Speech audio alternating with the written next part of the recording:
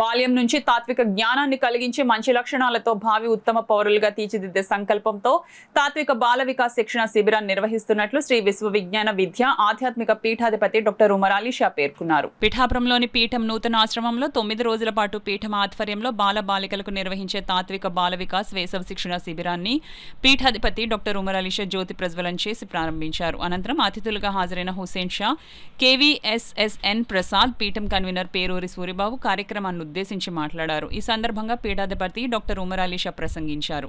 బహుముఖ వికాసం అనేటువంటి 5 పంచ కార్యక్రమాల ద్వారా మనం ఉత్తేజపరిచి మనలో ఉండేటువంటి ఎన్నో నైపుణ్యాలను వెలికి తీసి మనలో ఒక చక్కని తాత్వికులుగా బాల తాత్వికులుగా తయారు చేసేటువంటి ఒక ఫ్యాక్టరీ లాంటి ఒక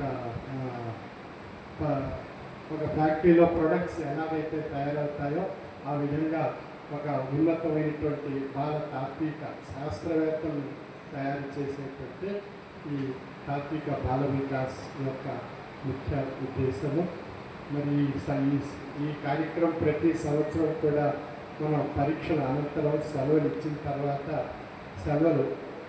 ఇచ్చినటువంటి సెలవుల్ని పిల్లలు ఇంట్లో ఏ విధంగా ఉపయోగించుకోవాలి, ఏ అలవాట్లతో చక్కగా మంచి జీవన శైలి ఏర్పరచుకోవాలి. ఇందాక సోదరులు చెప్పినటువంటి విషయం, హుసేన్ షా గారు చెప్పినటువంటి విషయం, విగ్రహాన్ని శిల్పకారుడు ఆ శిల్ప రూపంలో ఒక మంచి విగ్రహమూర్తిగా తయారు చేసినప్పుడు ఎంత పూజనీయమైనటువంటి స్థానాన్ని అలంకరించుకుంటారు.